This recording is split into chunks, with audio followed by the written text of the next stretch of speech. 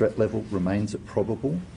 I don't see that changing at this stage. Probable means there is a 50% chance of an act of terror, and unfortunately we've seen that horrific act occur tonight in Australia. Thank you. A few questions. Charles? Prime Minister, you've called this terror. Are you aware of any other terror threats at the moment, and what's your message to Jewish Australians who may not feel safe in Australia tonight? My message to Jewish Australians is that your fellow Australians stand with you tonight in condemning this act of terror, in condemning this outrage. I've had a number of conversations with people tonight. One of the Jewish community leaders said to me that we know where anti-Semitism leads, that it leads to an attack on everyone, not just Jewish Australians. And this attack at Bondi Beach, of all places, a place of celebration, a place where people, particularly in Sydney, but from all over the world, come to enjoy each other's company, and to, in this case, at the Bondi Pavilion there. I'm very familiar with that pavilion. This senseless attack is one which is an act of terror. It is aimed at creating fear. But we will stand with the Jewish community and Jewish Australians at this time.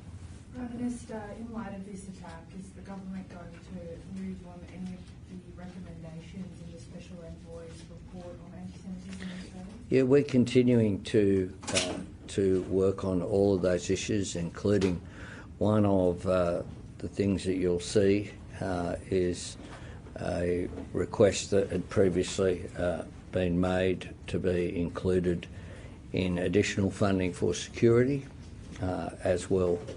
And I know that it is,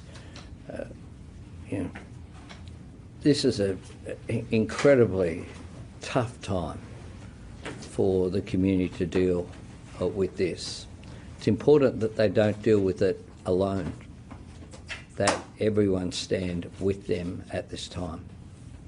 And then we'll go fill in then. Yeah. Left unchecked, as you were just saying, anti-Semitism leads to terrorism and violence targeting the innocent. Your government has come under criticism in claiming that it has effectively responded to the rise of anti-Semitism in Australia since October 7, 2023. In September, your government recognised a Palestinian state. Your ministers have attacked the Israeli government. Senior ministers refused to visit the sites of the October 7 massacres, and you created a special Islamophobia envoy alongside an anti-Semitism envoy. Have you taken the threat of anti-Semitism seriously, and can you guarantee the safety of Jewish Australians? Yes, we have taken it seriously, and we've continued to act. We've continued to work with Jewish community leaders. We've continued to take all the advice from the security agencies to put in place special measures, and we'll continue to do so. Phil? For Mr. Burgess, for Deputy Commissioner Ryan. Yep. Mr. Burgess, you've been warning for a long time about the risk of this sort of attack, localised extremism. Were any of these people on your watch list? I think the New South Wales Commissioner just said they're aware of one of these characters. Keeping an eye on him. Was he on your radar?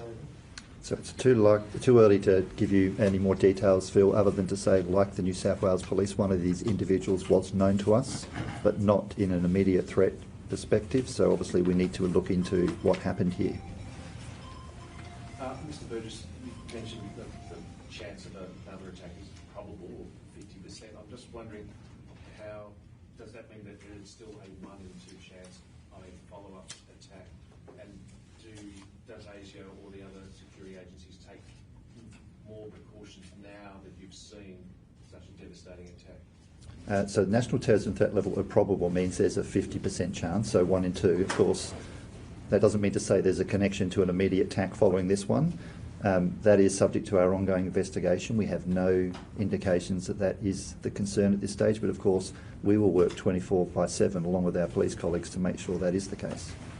Mr. Burgess, given that the events of earlier today, why can you sort of expand on the decision to leave the terrorist threat level at probable?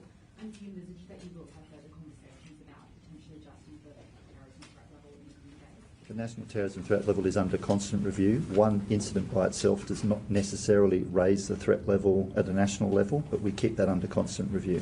Thank you.